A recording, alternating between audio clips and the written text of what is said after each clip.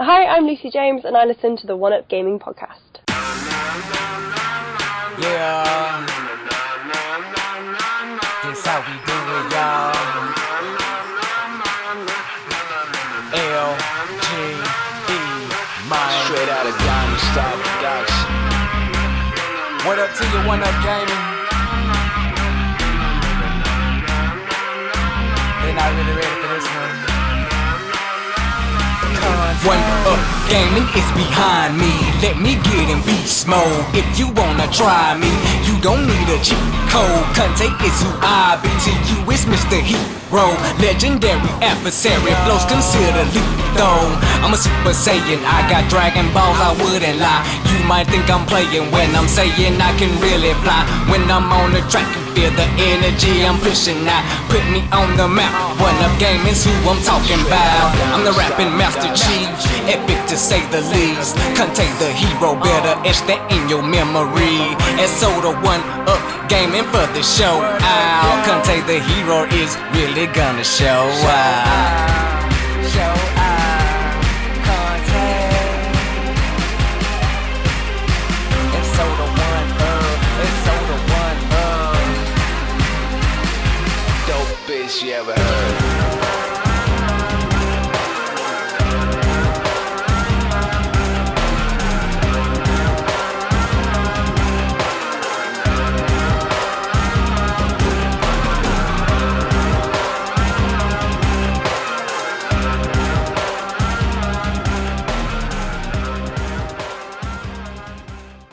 Hi, David here, One Up Gaming, episode 369 of the One Up Gaming podcast.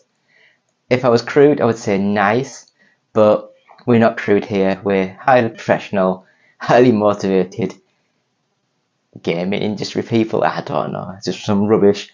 Anyway, episode 369, David here. I don't know if I keep saying this, I don't know. I record this that many times, it's just, hi, David here, and it echoes from my bloody brain,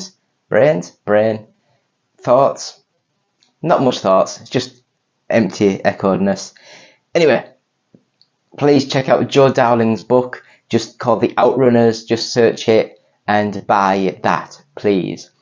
As always, please go to our website, which is oneupgaming.co.uk. On there we have new reviews, new features, new news. I think that's about it. We have some giveaways and some bits and bobs. This week, as always, we're sponsored by Games Inspired Music. It's an album, it's available, you can buy it, you can stream it, and 20% of each sale will go to the Child's Play charity, which is really good for them. We do have the first 100 podcasts available, and that's from audiobooksontape.com. Just search One Up Gaming, and £1 of each sale will go to the Diabetes UK. So, I guess we'll go straight into the games we've been playing this week. So, a couple of seconds and we'll be back. Hi, I'm Keith Allen, and I play Murphy on Z Nation, and I listen to One Up Gaming Podcast. Hello, Andy. This is Colin. I won't be able to get in tonight. I'm sweating all big.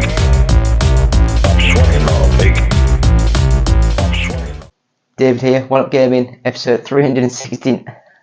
I'm going to do this every time. It's episode 369. Nice. It's never going to get old. I am such a baby. I am so a teenager at heart, at mind. It's just the body's let me go big time. But we'll go through the games we've been playing this week. Did I say David? I don't even know anymore. First game we played this week was Zombie Driver Ultimate Edition. Now, this was one of the first ever games that we got sent to review. So that's going back 10 years now, I guess. And it was for the Xbox One, I believe. I think it was one of the launch-ish games for the Xbox One. I might be misremembering. But the essence of this game is it's a top-down zombie driving shoot 'em up sort of game. So imagine like the graphical stylings of Grand Theft Auto 1 and 2 on the original PlayStation, and maybe even Grand Theft Auto with its stories on the DS and things like that, where it was more top-down This is like a full 3D world, top-down view, and you've got shoot and things. You can run zombies over, blood splatters all over. Graphically, it looks quite nice. Even 10 years later, it still looks nice. Highly detailed little sprites, polygons with bitmaps over the top probably. And it's just a nice little game. It's simple. It's, oh, there is a weapon over in this section of the map. Drive to the weapon, pick it up and drive back. And it's just getting there and getting back that's the problem because of all the zombies and stuff. And then sometimes you'll be like driving somewhere and then something will explode and it's like, oh my god, there's a big massive zombie monster. Destroy that before you come back, otherwise it'll take over the world. Woo! And I quite enjoyed it. It was very basic, very simple.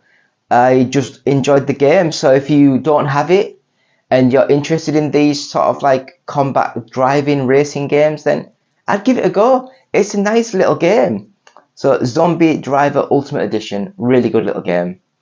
Next up, Avatar: The Last Airbender Quest for Balance. Now, I've never really watched the Avatar, The Last Airbender sort of TV cartoons, anime, whatever you want to call them.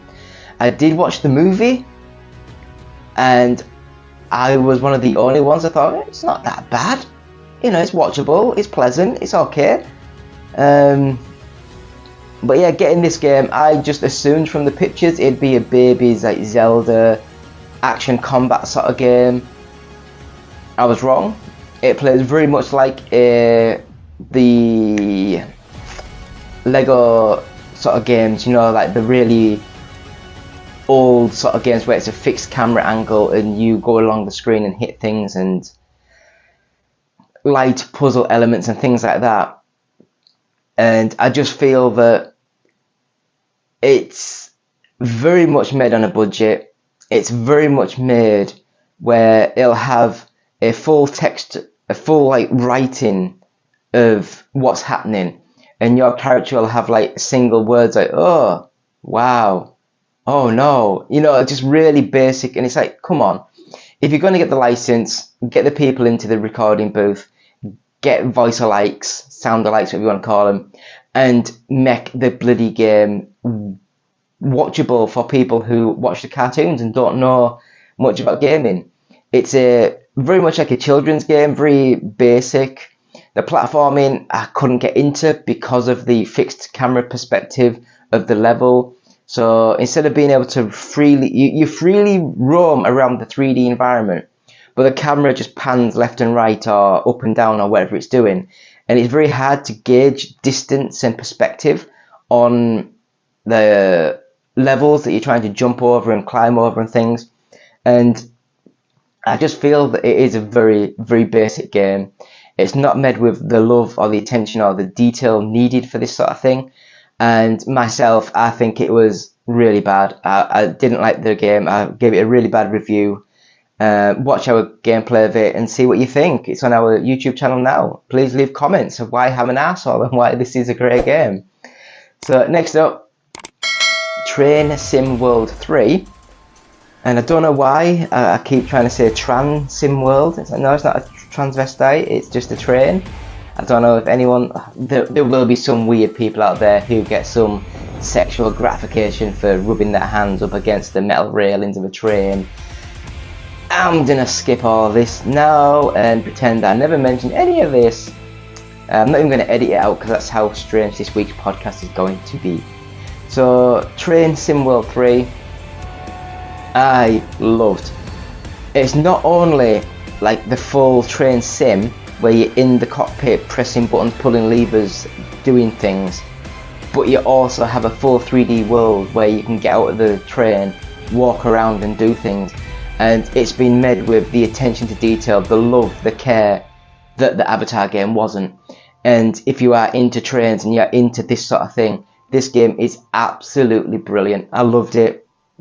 The only thing that I don't like about these sort of games is you get a basic train set, tracks and things, and then everything else is you pay £5 for new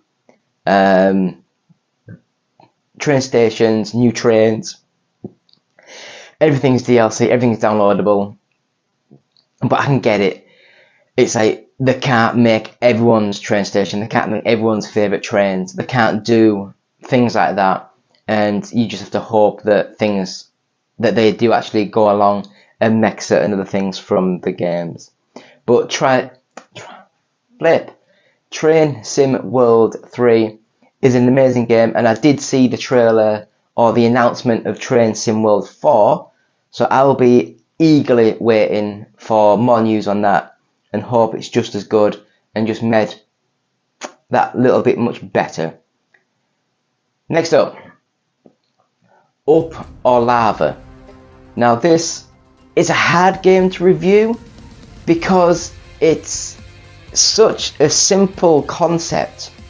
You are a 3D character in an open world-ish environment where there's things floating around, and so imagine like a 3D platformer where you have to try and go vertical up as quickly and as fast as possible, because as you're going up, a timer will hit, and then all of a sudden the lava will raise 10 meters, and then it'll raise 10 meters, you know, so the lava's always rising.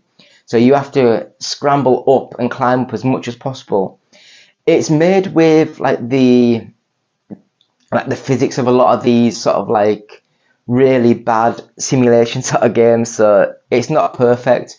You bounce off things, you fall off things that you should be standing on and things like that. But I can see that this sort of concept could be a really good little game. If you had this and 100 players in at the same time, and you can all batter each other about, but keep it more realistic than the Fall Guys and things, and you have to try and scramble up as much as possible. You can push people, tug people from their perch, and I think this game could be amazing. It really could.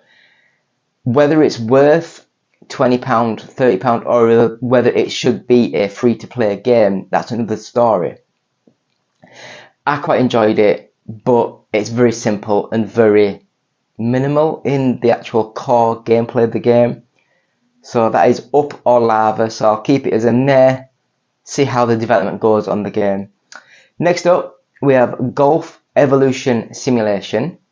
Now, in my basic head, I just assumed this was a golf game made on a budget, but it's not a golf game.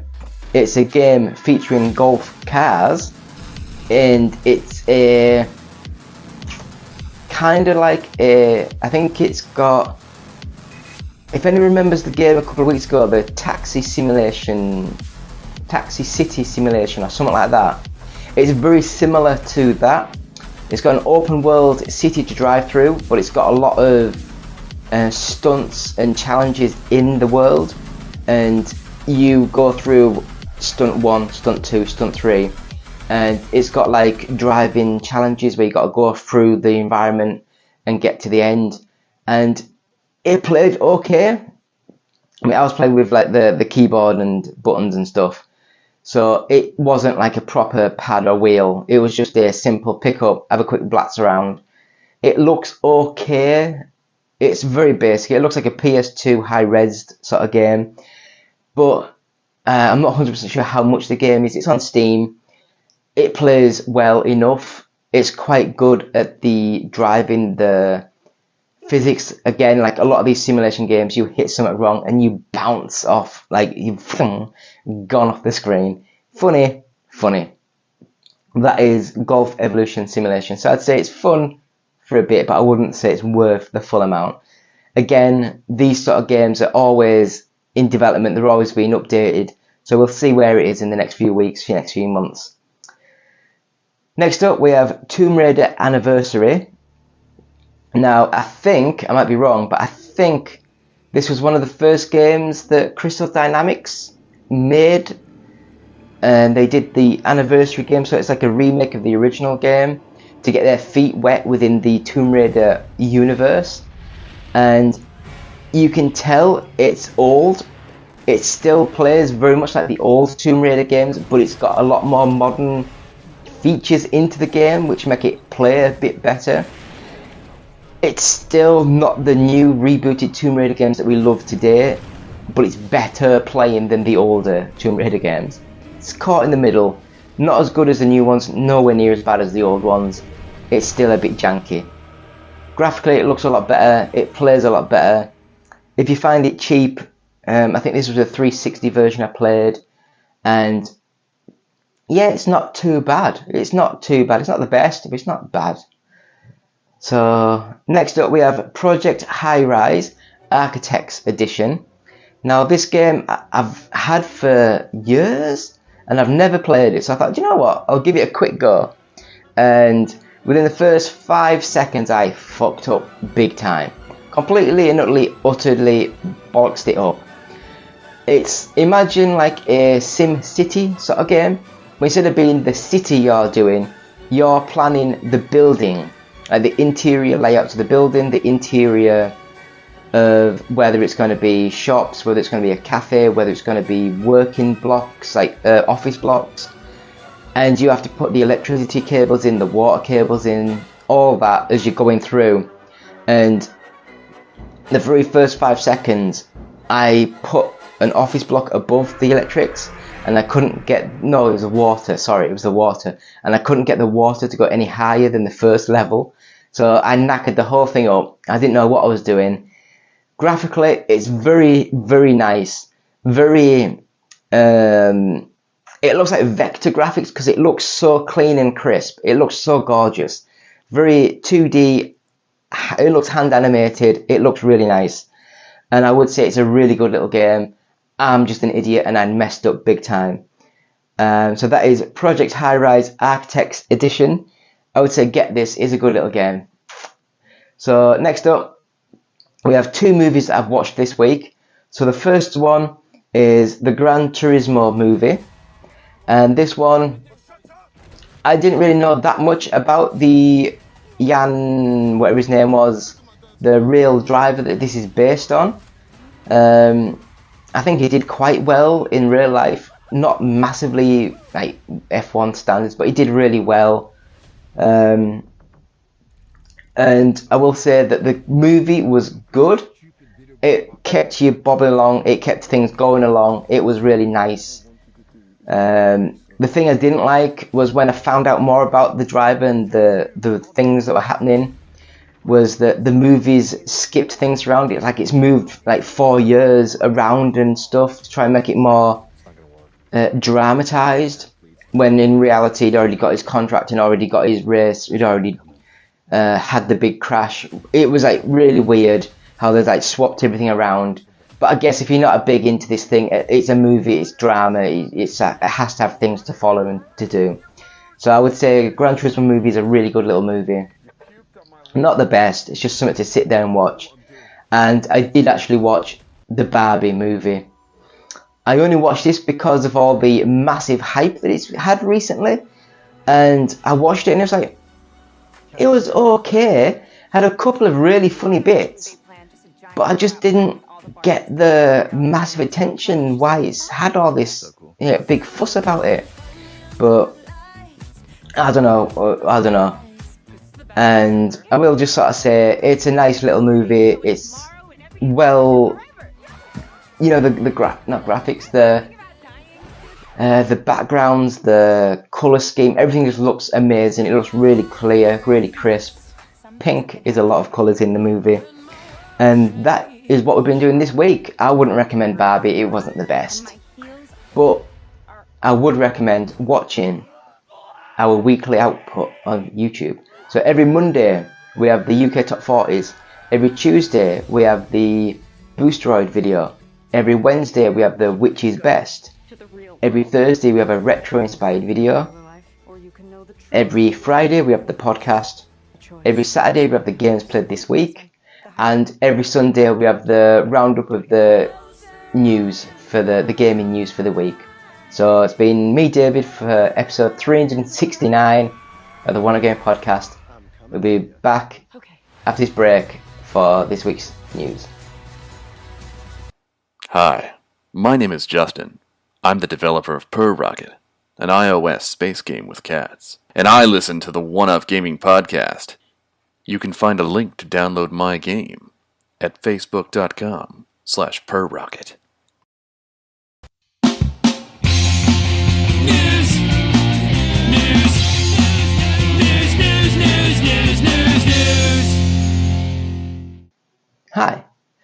David here again, and welcome to this week's news on the One Up Gaming Podcast, episode 369. If you know, you know, and if you don't know, I'm just a bloody child. But we're going to go through this week's news, so bear with us, we'll get through as quickly as we can. So first of all, we have to mention it. Microsoft Activision buyout looks set to close in October after UK finally approves the deal. Microsoft's long-running pursuit of Activision Blizzard looks set to end in October after the UK finally approved the deal. In April, the UK's Competition and Markets Authority announced its final report on the acquisition, citing competition concerns around cloud gaming in the UK. Since then, Microsoft has defended the US Federal Trade Commission in court, obtained approval from key regulator, the European Commission, and secured an agreement with console rival Sony for the provision of Activision games on PlayStation for a decade. Then in August, Microsoft submitted a new Activision Blizzard deal for review after the CMA confirmed the original deal was blocked. This revised deal would involve selling off Activision cloud gaming rights to Ubisoft, which would be free to port cloud versions of Activision Blizzard games to any platform. Today, September 22nd, the CMA said the new deal addresses its previous concerns and opens the door to the deal being cleared. Microsoft has an October the 18th deadline to deliver the buyout, which now looks inevitable. The CMA said it had limited residual concerns that certain provisions in the sale of Activision's cloud streaming rights to Ubisoft could be circumvented, terminated, or not enforced. In response, Microsoft offered remedies to ensure the terms of the sale of Activision rights to Ubisoft are enforceable by the CMA. The CMA has now provisionally concluded this additional protection should resolve those residual concerns and is now consulting on the remedies before making a final decision. It looks as though the final deals are about to go through. It's been a very long time coming. It's one of those things where 2 years ago when it was announced, or thereabouts, I think that these companies are big enough to realise that it might be a shit show, but these companies are big enough to realise that, yes, they can get the deal done. Otherwise, wow, they spend hundreds of millions of pounds. I think even like Microsoft had to pay $2 billion or something if the deal didn't go through. So it's like they are super confident that things will go through and things will happen, and it's just a very long, drawn out process to actually get it finished. But it looks like it's finally done now. Leave comments. Are you guys excited? Are you worried? Are you a PS5 fanboy and just so worried about the stuff? Well, we'll see in the future. We will see in the future. Next up, Red Dead Redemption 2 for Nintendo Switch spotted on ratings board. Red Dead Redemption 2 may launch on Nintendo Switch if it's to be believed. Ex-user Necrophilippe pointed to the Red Dead Redemption 2 listing on a Brazilian government's website. The listing, currently still online, mentions Nintendo Switch under platforms alongside PlayStation 4, Xbox One and PC. It's impossible to say when this listing was updated to include Nintendo Switch, and Rockstar has yet to comment. If accurate, it means Rockstar's open world masterpiece is set for Nintendo's console. It's hard to imagine Red Dead Redemption 2 running natively on Switch, but given The Witcher 3 is available on the console, perhaps it's not such an outlandish thought. Alternatively, Rockstar may have a cloud version of its game up its sleeve. Rockstar released a PS4 and Nintendo Switch port of the original Red Dead Redemption last month, which runs at 30 frames per second on Switch and base PS4. Red Dead Redemption outputs 1080p resolution if you're playing Red Dead Redemption PS4 or PS5 by backwards compatibility. You can run the game in 4K resolution. It's busy time. Blah, blah, blah, blah, blah. Yeah. What do you guys think? Do you think this is a good thing, or do you think it's just a random nonsense? Not sure how it'll run on the Nintendo Switch.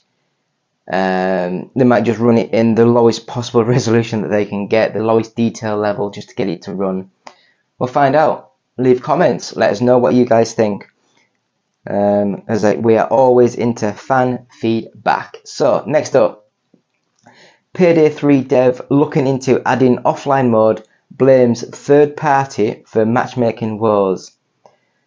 As Payday 3's matchmaking issues continue, its developer is looking into adding an offline mode. Developer Starbreeze has seen Payday 3 suffer a disastrous launch, with severe online problems sparking a backlash from players. On Steam, the co-op heist shooter currently has a mostly negative user review rating. As of writing on September 26th, more people are playing the decade-old Payday 2 than Payday 3 on Valve's platform. As players' complaints grow, Starbreeze boss tweeted to address concerns about Payday 3's always online requirement, saying the team is looking at possibility to add some sort of offline mode. So what went wrong? In a press note, stats of 218,250 concurrent players across all platforms and a peak of 1.347510 unique players. Bloody hell. Starbreeze pointed its finger squarely at its third-party matchmaking partner. Oh god. I will just say, I'll leave it on the screenshots there. I will just actually no, I won't. I'll end it. I will. Don't know what I'm doing. I will just sort of comment and say I played Payday 2 last week, and I played into a game. I got into a match. No idea what I was doing. Got killed all the time, bopping around. In preparation for Payday 3, I downloaded Payday 3. I loaded Payday 3. I got into the start screen of Payday 3. I hit start, and it asked me to log into a Starbreeze account, and I don't have one, and I'm not going to log into more stuff. Shouldn't need to have all this sort of stuff on. It's just annoying, but so then I just turned it off and I deleted the game. So I'm not going to play Payday 3. From the looks of things, it looks like I wouldn't have been able to play it that well anyway. But anyway. What do you guys think? Do you think this game is a nightmare, or do you think it's going to be good? Unity debacle forces dev to cancel Nintendo Switch port of Wipeout Style Racer.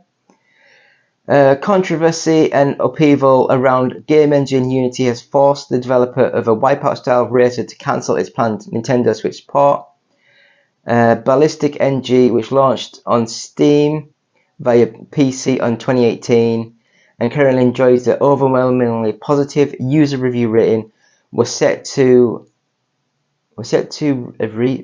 recent a port on Nintendo. I don't even know what the hell that word's meant to be.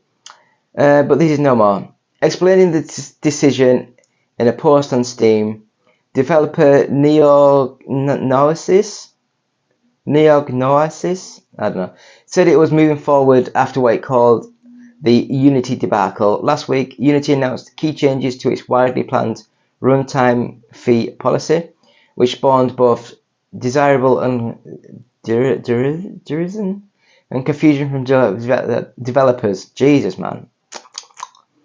And the gaming community at large when it was unveiled earlier this month. As originally announced, starting on January the 1st, 2024, Unity would have started charging developers a small fee every time someone downloaded a game built on Unity's game engine after a certain threshold for minimum revenue and install count. The different tiers of Unity plans, Unity Personal, Unity Plus, Unity Pro, and Unity Enterprise had different thresholds, and per the original announcement, smaller developers using Personal Plus would have had to pay 20 cents per dollar per install once the game passes 200,000 in revenue over the last 12 months and 20,000 live-to-date installs. 20,000? 200,000? That's not bad! Backtracking, Unity said there will now be no runtime fee on games built on Unity Personal, which will remain free. It also increased the financial thresholds of Unity Personal from 100,000 to 200,000 and remove the requirement and to use the Made with Unity splash screen. No game with less than 1 million in trailing 12-month revenue will be subject. Oh god, I don't have a clue. This is going way above my head. Mention Switch 2 reduction in console reportedly out in 2024. Evaluating other game engines, future projects, moves unannounced hardware, blah blah blah blah. So, is this just people being dicks, moving things around, not knowing what's going on? But I don't know. I guess if it's costing way too much and they have that into their graph of when they can make money and when they can't make money, then I guess it makes sense to just like, you know what, scrap it, move on. Next up, Resident Evil Village for iPhone 15 Pro is out on October 30th. If you picked up an iPhone 15 Pro this past weekend and are eagerly awaiting the chance to play Resident Evil Village on your smartphone, you might not have much longer to wait. iPhone iPad port is out October 30th. See screenshots below, blah, blah, blah, or whatever. What's the update? Capcom officially confirmed that the iPhone 15 iPad port. And press release, the company confirmed that this port will retail for $39.99 for the base game, while the Winter's expansion will be available separately for $20. Jesus Christ, that's a lot of money. I know it's technically a good game, but it's a lot of money. That bloody hell. Even that shit that scared me. I thought it was going to be like £20 for the, for the full thing, not £20 for the add-on and £40 for the actual base game. Anyway, moving on. From Software's Sekiro Shadows Die Twice sells 10 million copies. I was way out of that. Jeez. So it's crossed the 10 million sales barrier. Developer From Software has announced. Confirmation comes over 4 years after the Ninja action game came out in 2019 on PlayStation 4, Xbox One and PC, courtesy of publisher Activision. A Google Stadia version came out later in October 2020. Wow.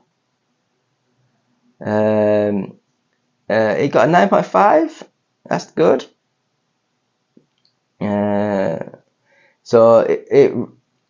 Since Sekiro launched, From Software released monster hit Elden Ring in 2022 and Armored Core 6 Fires of Rubicon in 2023. It has yet to announce any new games, although Elden Ring DLC is on the horizon. What do you guys think of that? Let us know in the comments if you think that it's a great game. I've never played it. I don't think so. Did I play a demo of it? I don't know. But I don't think I've played it, or if I have, I can't remember it. But yeah, I don't know. From Software doing well, doing really well. So we'll move on to the next bit of news, and that is Sony launches investigation after ransomware group claims to have breached company's systems. So basically, Cybersecurity Connect reported that a ransomware group calling itself Ransomed VC claimed it had breached Sony Group and threatened to sell stolen data. We have successfully compromised all of Sony systems, ransomed VC claimed on both of their clear and dark nets. As reported by Cybersecurity Connect, we won't ransom them. We will sell the data due to Sony not wanting to pay. Data is for sale.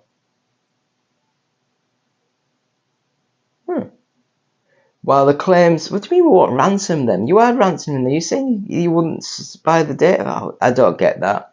While the claims are unverified at this stage, Cybersecurity Connect said ransomed VC posted proof of the hacked data that includes screenshots of an internal login page, an internal PowerPoint presentation outlining test bench details, and a number of Java files. There's also a file tree of the entire leak, which appears to have less than 6,000 files. Cybersecurity Connect described this cache of data as small relative to the all of all of the Sony systems claimed.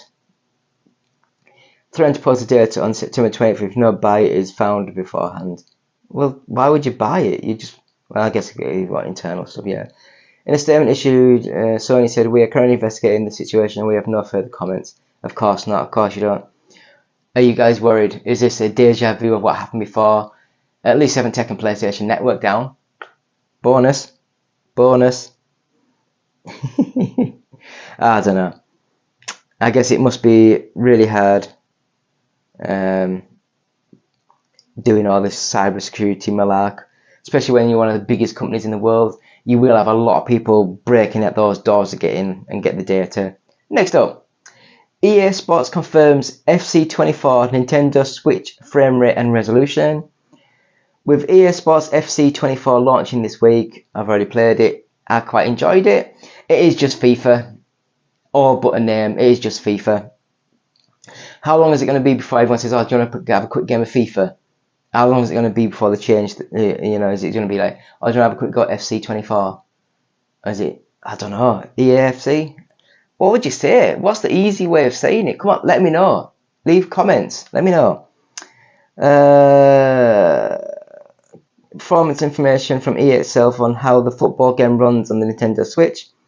The Switch version is particularly interesting this year because for the first time it runs on EA's Frostbite engine, which is used to power the other versions. It means EA isn't simply releasing a rebranded legacy version of FIFA 19 again. Instead, the Switch version is more akin to the PlayStation 4 and Xbox One version. Switch players also get an expanded Ultimate Team mode on par with the Ultimate Team seen in other versions of the game. Ultimate Team in the Nintendo Switch version of FIFA was severely limited, so this improvement is sure to go down well with fans. Producer discussed the multi-year effort across multiple teams that went into getting FC24 running smoothly on Frostbite and Switch. We consider that FC24 is a whole new chapter for the franchise, and we wanted to get players forward. I'm trying to see where it says.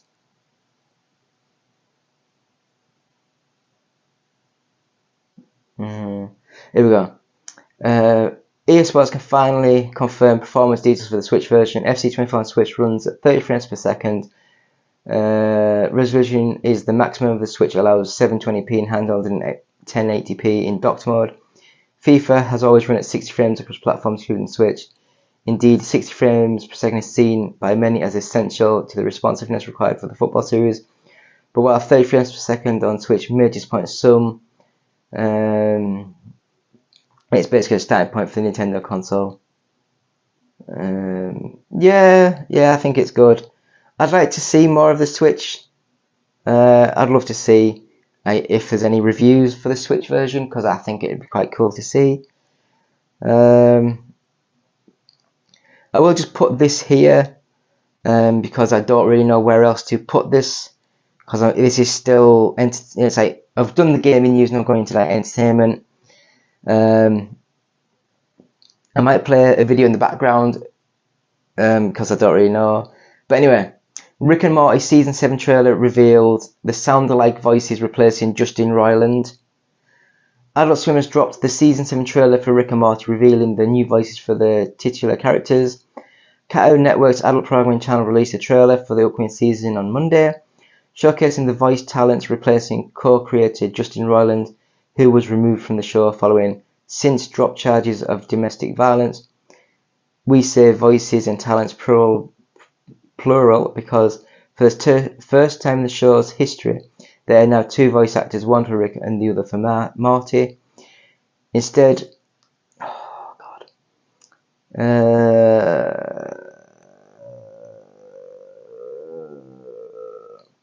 for the first time in the show's history, there are now two voices. Instead of one voice actor pulling double duty, you can hear how they sound in the trailer below.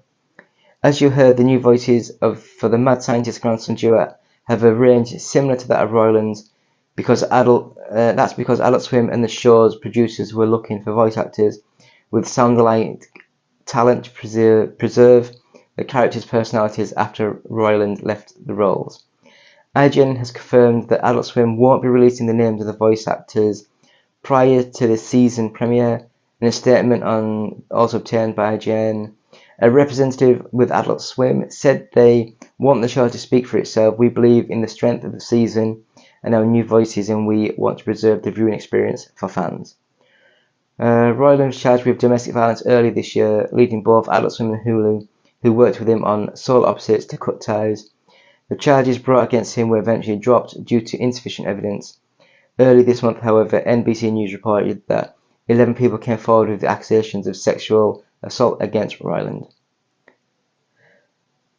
I've watched the trailer. If I wasn't told, I wouldn't have known it was a different voice doing that. I would have just assumed it was the same guy making the voices.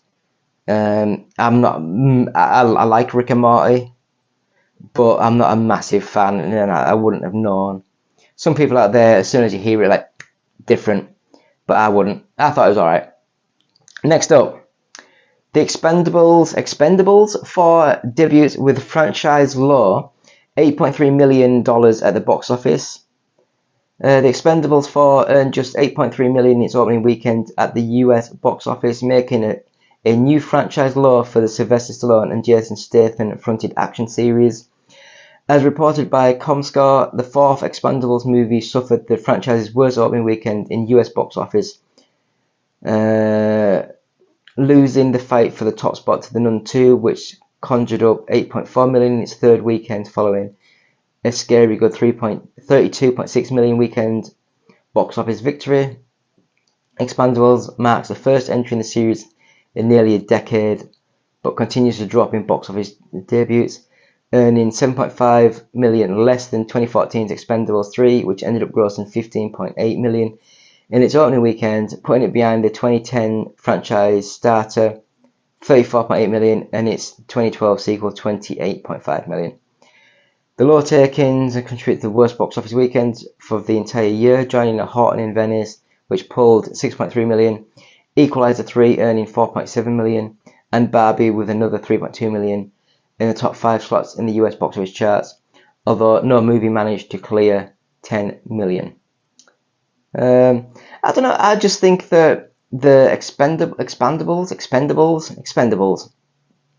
the first one was great.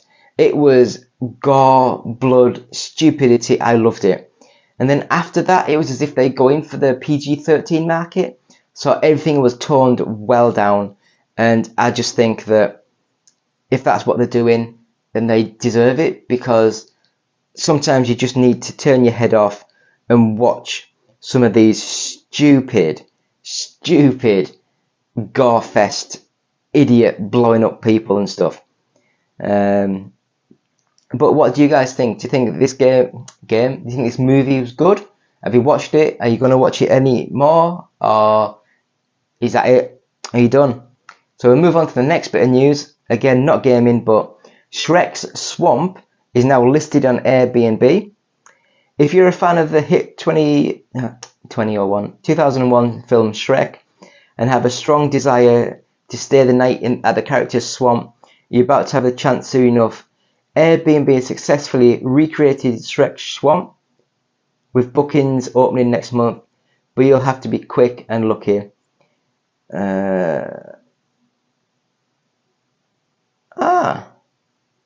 That's good. It's like nothing to... Oh, do you know what? I'd love to go there. Let's get these pictures up. Let's have a look. Oh, that looks nice. That looks really nice. They won't have the donkey there, will it? Oh, that looks really good. Looks like there's nothing really to do though. That's nice. I want to see outside. Oh, that looks amazing. Oh, I'm really impressed. I am really, really impressed. But yeah, so it looks like if you want to do that, put your monies in, put a chance in, and you might be able to do that. And then I will just end the news with some more sad news. Seems like every single week another famous person has died, and I know that's weird because like people die every millisecond of the day. It's just how life works. But it's just weird how whenever we're doing a recording, things happen. David McCallum, the man from U.N.C.L.E. and the NCIS actor, dies aged 90. So he's best known for, I would say, Ducky in the NCIS sort of series. People might not know, but we at One Up Gaming, we were commissioning a cartoon series to be made, and I emailed David McCallum to do a voice in the series. At the time, I just thought, oh, he's an oldish guy, he's probably retired, he might want to do a bit and bob just to help out. I didn't realise at the time he was on one of the biggest shows in the world.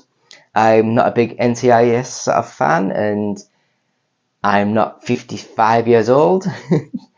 But when I was like talking, I sent an email off, and then I got a rather snotty email back from his probably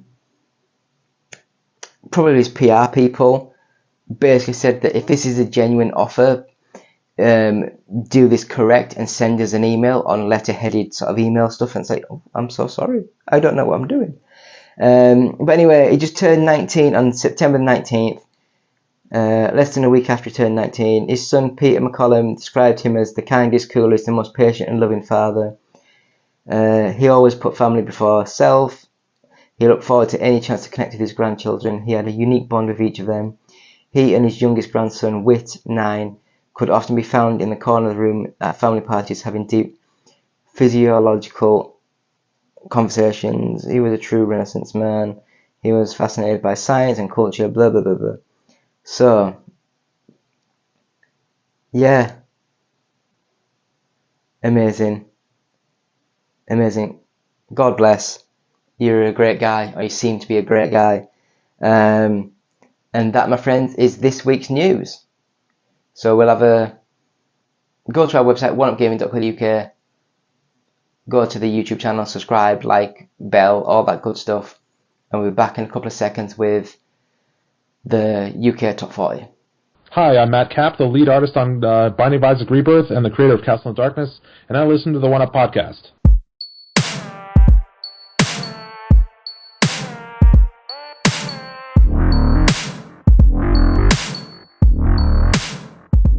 Hi, David here, One Up Gaming, episode 369 of the One Up Gaming podcast.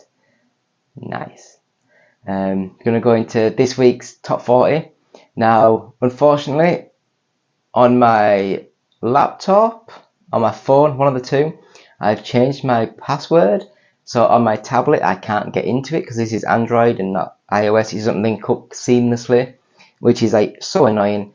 So I've had to go find a different website to get the top 40. This is different. It's not a sort of like top 40 list. It's just like a bit of writing and it tells you what happened. So anyway, we'll go straight into it. So please go to our website, oneupgaming.co.uk. And yeah, we'll get straight into this week's top 40. So this week we're doing this thank you to Games Asylum. I'll see how this goes. So this week's UK retail chart sees 4 new arrivals in the top 10, including MK1 at number 1. The UK chart is hubbub of activity, with 4 new games arriving in the top 10 and a new number 1 to boot. It's Warner Bros.'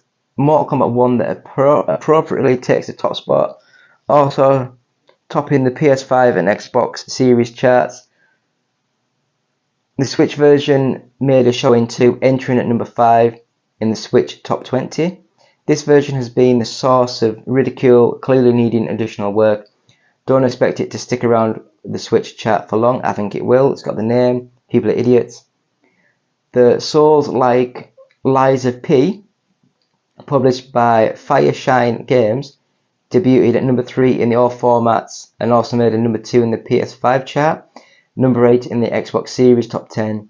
Despite being available on Game Pass, the PS4 version had to settle for 14. Next was the belated retail release of Pikmin 1 and 2. a HD collection of the GameCube originals. It took number 4 in the all formats and went straight to the top of the Switch charts. Then at number 7 is another game also available on Game Pass. The Deep Silver published Payday 3. It busted its way to number 3 in the PS5 chart and number 5 on the Xbox Series. RPG re-release The Legend of Nayuta Boundless Trials? I have no idea, I've never heard of it. Also showed up at 15 in the PS4 chart. Rewinding back to the top 10, last week's chart topper Hogwarts Legacy fell to number 2. Mario Kart 8 Deluxe dropped to 5. And then at number 6, it's the return of Cyberpunk 2077, ahead of this week's new DLC. Grand Theft Auto 5 shifted to number 8. Zelda Tears of the Kingdom went from number 4 to number 9. And then at number 10 is Minecraft. The Nintendo published Fair Farm was this week's biggest faller, plummeting from number 9 to 37. Bloody hell. Diablo 4 had a rough week too, going from 18 to 30. So that is thank you to the Games Asylum. It's just going to be a really quick one this week because I don't know what I'm doing. So please go to our website, which is oneupgaming.co.uk. As always, sponsored by Games Inspired Music. Buy it, stream it. Money goes to, 20% goes to the Child's Play charity. We have weekly videos on our, daily videos on our YouTube channel. Please subscribe, share, like. We have every Monday, we have the UK Top 10. Every Tuesday, we have the Boostroid. Every Wednesday, we have the Which is Best. Every Thursday, we have the retro game inspired videos. Every Friday, we have the podcast. Saturday, we have the games being played this week. And every Sunday, we have the roundup of the gaming news. So that is what we've been doing this week. So thank you all for that. Hi, welcome to the One Up Gaming Podcast. David here. This week you can have a chance to win the Evercade Interplay Collection 2. All you need to do is subscribe to the YouTube channel and leave a comment on any video that says Evercade for a chance to win this. With this game, you get a load of the Mega Drive sort of games. So you get Claymates, Earthworm Jim 2, Clay Fighter 2, Prehistoric Man, Rad Gravity, and the Brainies, or the Braining, is it Braining? I can't read it. But Evercade as a comment for a chance to win this cartridge. We also have, drop that down there, a t-shirt to give away. I think it's a large, and this t-shirt is from the old OUG team, and I'm just going to give it away. Subscribe to the YouTube channel and leave the comment t-shirt on any video for a chance to win this t-shirt. That, my friends, is the giveaway. So on with the show. And as I say, check out our website, oneupgaming.co.uk. We have news, reviews, features, competitions, get things to give away. Go to our Patreon, which is patreon.com/OUG. You can buy t-shirts like this from our website or from our Etsy store. So just go to Etsy and search One Up Gaming, all one word, and then you can find us on there. Over 220 items now for sale, which is pretty cool. We are going to be doing some plushies. I'm going to get some samples made and see if there's any interest in them or not. So please keep a lookout for them. I'll be tweeting about them. I'll be putting things up on Twitter and, I guess X, and I'll be putting them on YouTube and stuff. So yeah, Game Inspired Music available now by stream. 20% of each sale will go to the Child's Play charity. Our first 100 podcasts are available now, and from audiobooksontape.com, and £1 of each sale will go to the Diabetes UK charity. So yeah, like us, follow us on Facebook, subscribe to us on YouTube, like, share, bell, ding-a-ling, ding, ding, ding. We're on Twitch, which is twitch.com/OUGofficial, or I can't remember if I've changed it to OUG UK.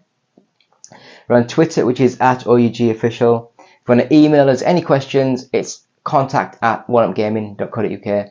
So it's been me, David, from One Up Gaming, saying thank you all for watching. It's been a great pleasure. Episode 369. Nice. Conte can't take my power.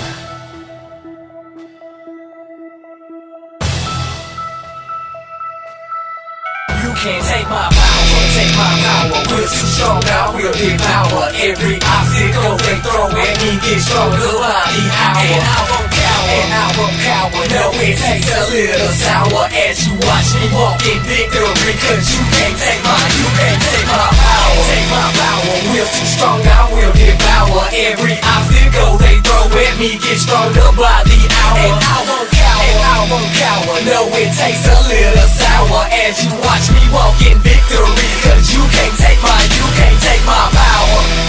Show some respect is what you better do. I got this intellectually and I will do away with you. This will I have protected me, has already informed me to not let your music infect me. Cause you can't take my power. Can't take my power, I'm stronger, hunger for knowledge. And you know I cannot let you hold me down, so I will take a stand. And I feel I'm the best there is around to make them understand that it's a revolution going down. By now you know the plan, and so I'm gaining fans. I'm hoping they will see that I have come to change the game. I will eventually.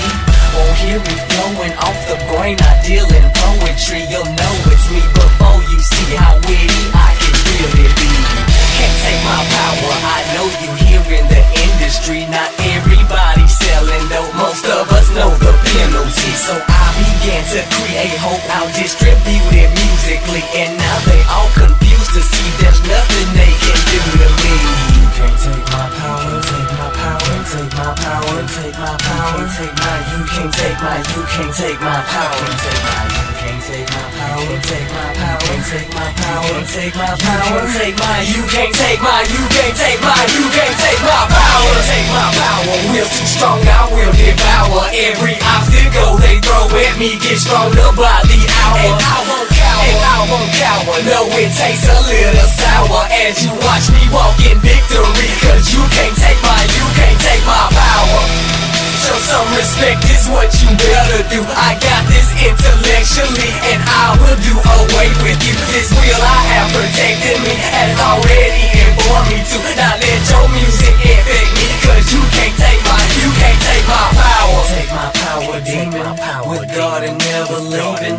Cause I'm believing if I battle you it won't be even. I might just be the reason they bringing out a legion. Now they've surrounded me, it's ready for whatever season. I left some saying how he disappeared in front of me. The rest of them were laying, only playing games of hide and seek. And lyrically I'm spraying haterade cause they keep bugging me. Keep running, hiding, ducking out. Cause musically I'm bugging now. Can't take my power, we're too strong, I will devour every obstacle they throw at me. Get stronger by the hour, and I won't cower, and I won't cower. No, it takes a little sour as you watch me walk in victory. Cause you can't take my power. Take my power, take my power, take my power. Take my power, you can't take my, you can't take my, you can't take my power.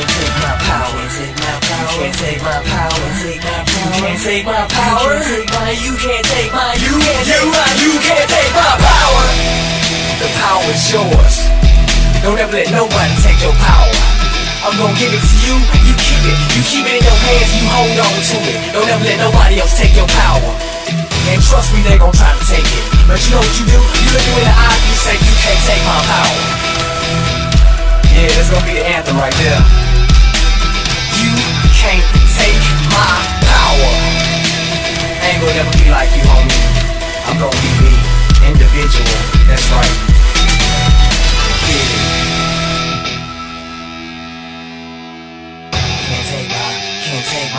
Can't take my, you can't take my power. Can't take my power. can't take my, you can't take my power, can't take it, you can't take it. Made a promise, I won't break it. The best is here, I won't fake it. And I'm not being complacent, cause I speak true innovation. I'm working for emulation. I will succeed while they waiting. Can't take my power, we're hating. Yeah, can't take my power, man. Can't take my power, man. I feel it's time to take a stand. Yeah, I'll make them understand. I'll make them